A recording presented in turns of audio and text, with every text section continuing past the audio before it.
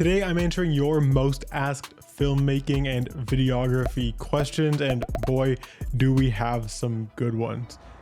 Hey, what's going on? My name is Sarellas. I'm a videographer and editor from Toronto, Canada. I specialize in sports videography.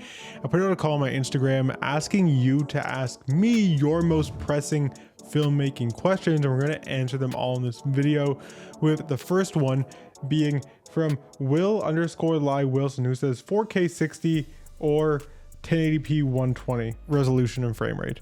Which one do I prefer, or should you use? This is tricky because it kind of depends on the camera that you have and what your purpose is for whatever you're filming.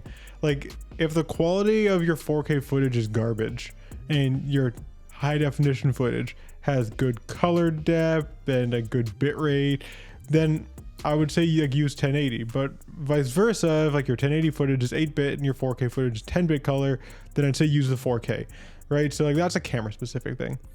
But assuming that the quality is as equal as it can be, with the resolution being the only differentiating factor, and frame rate, then in that case I would lean more towards the 4K 60 footage than the 1080 120 footage. Nowadays, almost everything that we film as videographers is going to get repurposed into multiple formats. Like, you're gonna have a 16:9 video, and then you're gonna have some sort of vertical cut, whether it's a 4:5 or a 9:16. And the extra resolution from 4K footage is just better for repurposing that type of thing. Not that you can't repurpose 1080 footage, because I used to shoot 8-bit 1080 120 on the A7 III and repurpose that for vertical, and it was totally fine. But you're gonna get a better looking vertical video repurposed out of your horizontal footage when you cut that 16:9 video into a 9:16 if you have more resolution to work with. That way you're not scaling your footage up, you're just scaling it down. Our next question comes from Media by Matthias, who says, any tips for making editing easier? I feel like I just go to games and just shoot and figure it out later. And yeah, like, this is something that I have definitely been guilty of as well. And the number one thing you can do to make your edits easier, because I learned the hard way as well when I was beginning, that you need to be playing with how your edits are going to go. Otherwise, you're sitting on like 10 hours of footage with no idea how to make something out of it. Is you need to be very diligent in your pre-production. I've done some videos breaking down edits that I've done from pre-production through to post-production, and I'll link a couple of them up here or down in the description. But essentially, you want to know exactly what your edit is going to look like before you get to a venue to film. If you can visualize and then plan and put into a document that everyone can see, or at least into written text, what your video will be, with clear descriptors like the type of shot and the framing and the timestamps that it will be on the screen from and the transitions in and out, then you're gonna have a much easier time going into the field and filming with the edit in mind, and making sure you capture the shots that you planned to capture and aren't capturing too much extra that isn't going to be useful for you. And when you're editing, you're going to know exactly how to put your rough cut together, and then you can add extra shots as needed. But you'll at least have a good place to start when you edit, instead of taking all your footage and just trying to like figure something out that might not necessarily fit what you were thinking of making. What's something you do when you feel imposter syndrome or feel insecure about your edits? Yeah, I definitely feel imposter syndrome. I think everyone does, like, all the time. It's pretty much inevitable. As much as like you're not supposed to compare yourself to people, and everyone says it. It's so easy to compare yourself to people, and I'm guilty of this as well, especially being in a competitive field with not a ton of opportunity and a lot of people who want that opportunity. It's really easy to compare yourself, and it sucks. The only advice I can really give you, and I don't even follow it all the time for myself, is just try your best to focus on you, even though it sounds self-centered. Like, just don't care about what anyone else is doing. Like, just do your thing, make the best videos you can. Obviously, like, be a nice person, collaborate with people, be proactive and like making friends in the industry or wherever you can, you know what I mean? But at the end of the day, when you gotta like sit down and do work, sit down and do work, and just do your best work. Don't look at what other people are doing. Once you've got your vision, you've done that pre-production, you've shot your thing, and you're working on it. Like, just do your thing. And when you get to the end, don't look at your finished product and like look at someone else's product, Because like you don't know the resources that went into their project. You don't know how much time they had. You don't know how much budget they had. You don't know how many people worked on that. You could be comparing things that have absolutely no business being compared to each other based on the resources that were allocated to them. So when you make something, just post it. If you're afraid of people like hating on your work or whatever, like trust me, no one cares. It's the same vibe as like going to the gym. No one's watching you work out. Like they're just focused on themselves. Post your work, make stuff, and post it again, and then make more stuff and post it. And like eventually you'll find that you've gotten a lot better from where you started, and hopefully it helps, although it'll never go away, make that imposter syndrome come back a little less frequently.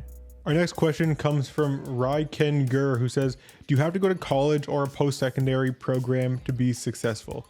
And the short answer to this is no, and the long answer is maybe.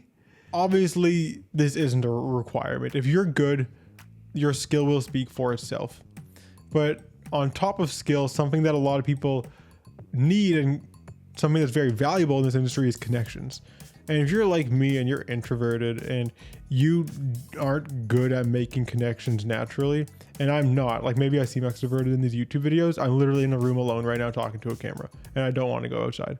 If you're like me and you're just, it's hard for you to make connections, school's a great place to do that because they're taking a bunch of people who are super eager and all around that beginner level and putting you in a room and letting you learn and grow together and like come up in the industry together.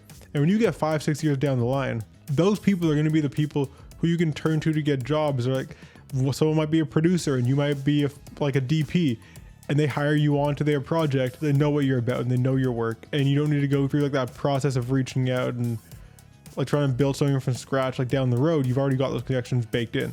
So that's a huge advantage of school. Another huge advantage of school, like I went to film school for 2.5 years. Half of the year was like a COVID year, and then I just dropped out and like started working. But another advantage that I got from film school was it gave me access to build a good portfolio quickly. Like I wanted to shoot sports, as you might have been able to guess. Going to school, I was able to just walk in there and essentially just ask permission and film like any sport I wanted at a collegiate level, which is not access that you normally get otherwise. Like that's kind of hard access to get if you're just on your own trying to freelance like right out of high school or something, or even later down the road, leaving a professional career to become a full-time freelancer. Like it's hard to get that access. Do that for 3 to 4 years. You're going to leave school with an amazing portfolio, and it'll cost you a lot of money to have built it, and it'll take a lot of time because you have to do all these other school classes and things that maybe aren't the most applicable. But you'll leave there with a good portfolio, and that portfolio will definitely help you get hired if you've actually put in the work to develop the skill that you need to make sure that the stuff you're shooting is good. Can you build a good portfolio and get access to things, and can you make connections outside of school? Absolutely. Am I the type of person to be really good at doing that? No, I don't think so. I think school helped me tremendously. I think it's just about assessing who you are, what your financial situation looks like with regards to going to school, and I know that cost varies drastically from country to country, and like what you could do otherwise with your free time if you weren't in school. And then just make that decision for yourself. Our next question comes from maid_by_John, who says, any advice for editing to vertical videos? I typically shoot horizontal 4K, so I have options, but I hate editing in vertical. And John, man, I feel you. Vertical can be a pain sometimes. It just feels like you're doing double the work. And like, I don't particularly love how vertical just like forces your composition to essentially be like center frame everything all the time. And that kind of influences the way you shoot as well. But this is the world we live in. People love consuming social content. No one's trying to watch anything in horizontal online unless you're on YouTube watching a video like this. Otherwise, you're watching it like vertical. Even on YouTube now, there's YouTube Shorts, and those are vertical as well. So it's just kind of taking over. And as video producers, we just need to be okay with that. We don't have a choice. This is the world we live in. It's what consumers want. When I'm shooting for horizontal and vertical, I'm always trying to shoot a little bit wider in my 4K footage. That way I have the option to take a wide shot.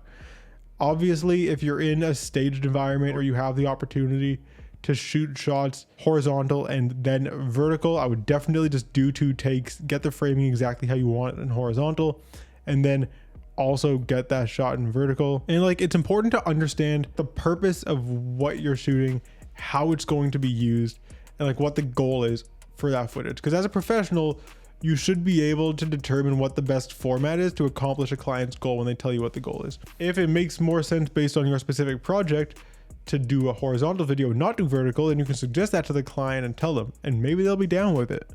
But a lot of the time, for what people want, which is like eyeballs on their work or eyeballs on their product or eyeballs on whatever event they were doing, they're going to want some sort of vertical cut because TikTok and Instagram Reels get a ton of views. Setting the expectation of what a vertical video looks like when you have to shoot that and a horizontal video, and then figuring out which one to prioritize is really important. When I post personal Instagram Reels, I will sometimes turn the video 90 degrees. So I'm still posting a vertical video, but like it's horizontal and I've just turned it. But this kind of only works if your audience is filmmakers and people who want to specifically watch 16:9 video. If your audience is like regular people who don't care about cameras and aren't nerds like me, then like they're not going to go through the process of turning their phone because they just want the least friction possible. And when an image is the wrong way, instead of turning their phone and watching it, they're just going to swipe past. That's the dilemma we live in, and I can't make it better for you. You just have to kind of learn to live with it, as bad as that sounds. Our final question here comes from Red Hawk Prod, and this is a question that I really like.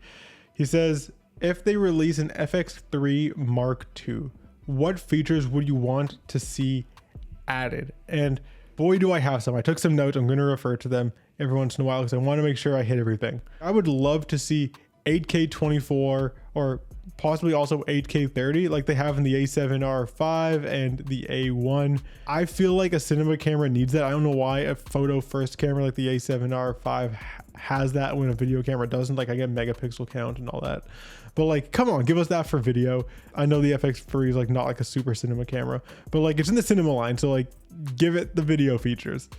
I want that. That makes a lot of sense to me. I would love for 16-bit raw internal recording. I don't want to have to get like an Atomos Ninja and do external raw. That's such a pain, and like for what I do, I'm never going to do it. It's just not worthwhile. But it'd be a really nice feature to have, although not a necessity for a lot of people, to have internal raw recording. I think that would go crazy on an FX3 Mark II. I think a lot of people would buy a camera for that. And I would love to see pretty much everything that has 10-bit color right now be bumped up to have 12-bit color, so we can push our images that much further and get more creative with the way that we color our videos to make them pop online and stand out. Something that I really want to see, and I don't think that this is nice to have. I think this is pretty much a must to get people to upgrade to an FX3 Mark II, is 4K 20 with no crop or minimal crop, so I can shoot like super slow motion and not worry about the composition of my image drastically changing or have to switch lenses. If we could get 4K 240 frames per second, similar to how they have 1080p 240 frames per second right now, that'd be cool. I don't know how much I would use it, but there's definitely some gimmick shots where 4K 240 with 10-bit color would just go absolutely crazy. And then this is like an absolute dream ask that's not going to happen. Can we get 2 XLR inputs on the body so I don't need to use that annoying handle? I know Sony's not going to cannibalize their own $500 audio handle and just make them all useless by giving the FX3 Mark II XLR inputs on the body, but it'd be really nice if they did. Obviously, for any of this like stuff to happen, the camera body itself would probably have to get like twice as big. And honestly, as long as the FX3 stayed smaller than the FX6, like from like the size of the camera body, I'd be totally cool with getting bigger. If you can double the size of the FX3 and pack most of the stuff I just said in, that's a huge win, and I will pay a lot of money for it. That's kind of like a dream crazy camera that's never going to happen that I just listed. But hey, come on. If you have any FX3 Mark II like dream features that you want to see, drop them in the comments. If I'm absolutely crazy for wanting everything that I want, tell me in the comments. I am, I know. If you like this video, please subscribe to the channel because I post videography and video editing tips and tutorials similar to this on a regular basis. If you want to get involved in the next Q&A video, go follow up on Instagram at Sarellas. I post these on my story, and when I do, you can drop your questions and I'll answer them in a video. That's how these work. But anyways, that's all for this one. So until next time, peace.